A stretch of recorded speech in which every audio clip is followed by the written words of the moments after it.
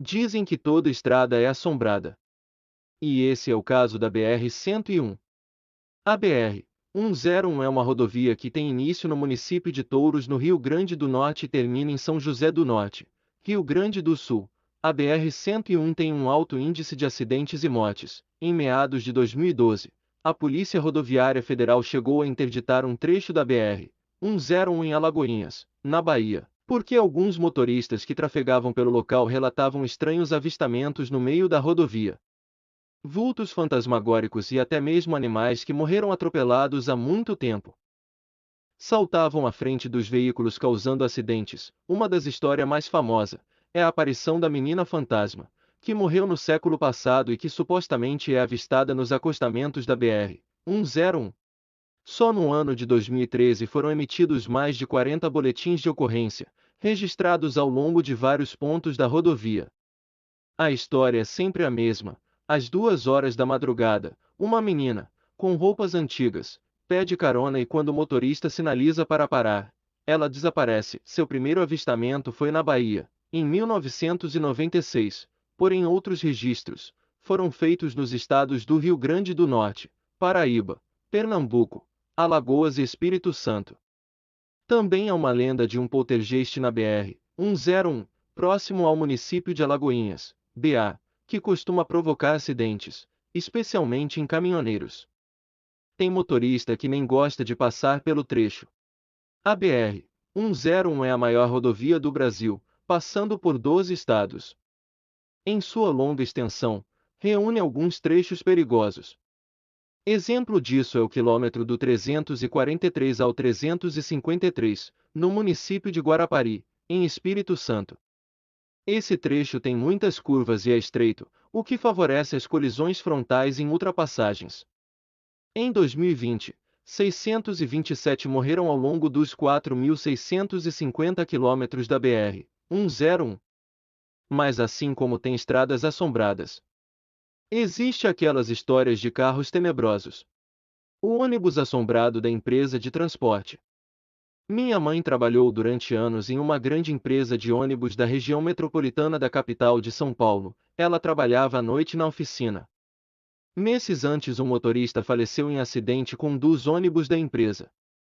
O veículo foi trazido para o pátio da empresa e lá ficou. Segundo minha mãe, dava uma sensação horrível olhar aquele ônibus com a frente toda amassada e ainda com sangue seco.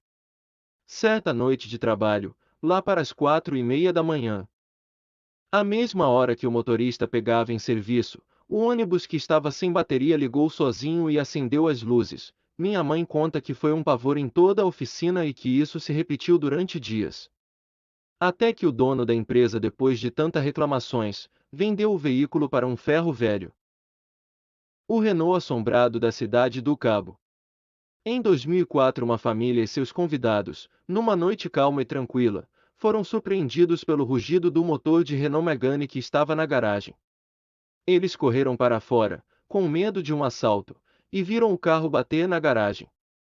Eles chamaram a polícia e disseram a verdade: sem arrombamento, ninguém no carro, o freio de mão estava puxado e a ignição não tinha chave. Quando a polícia viu o carro parar, eles começaram a suspeitar que era uma brincadeira elaborada, tanto que o carro ligou novamente e bateu em uma árvore. Não havia ninguém lá dentro.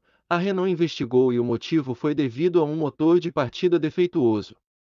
Mas a Renault não conseguiu explicar a aceleração do motor ou o movimento do carro, conforme relatado por 9 testemunhas. É como se alguém ou alguma coisa tivesse pisado no acelerador. O ônibus fantasma da Inglaterra. A visão de um ônibus vermelho de Londres é familiar e reconfortante para a maioria dos motoristas ingleses, mas não quando você está indo para uma colisão frontal com um. Para um motorista desafortunado em 1934, o avistamento do ônibus fantasma foi fatal, pois seu carro explodiu em chamas quando ele desviou contra uma parede sem qualquer explicação, pelo menos não até que várias testemunhas se apresentassem durante a investigação e testemunhassem sobre a existência desse veículo fantasmagórico. Entre as décadas de 1930 e 1990, muitos londrinos relataram evitar por pouco uma colisão com um ônibus número 7 apagado e não tripulado dirigindo no centro da estrada. Ele sempre aparecia em Cambridge Gardens a 1h15 da madrugada, um horário em que nenhum ônibus deveria estar na área. Depois de passar trovejando pelos motoristas em pânico, sempre desaparecia na noite sem deixar rastro. Águia Dourada.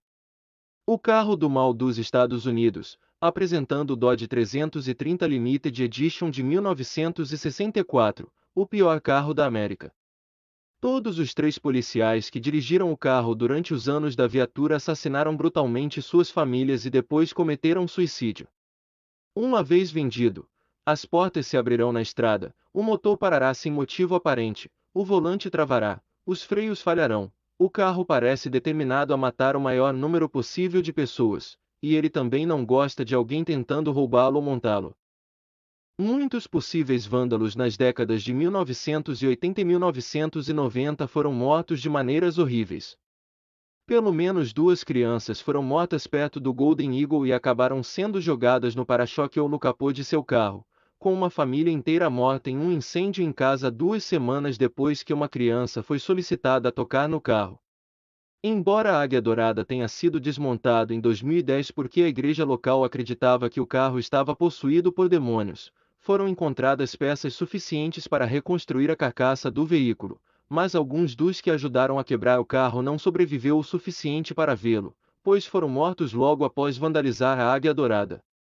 Possivelmente o veículo da vida real mais próximo do carro assassino no romance de Stephen King, Christine.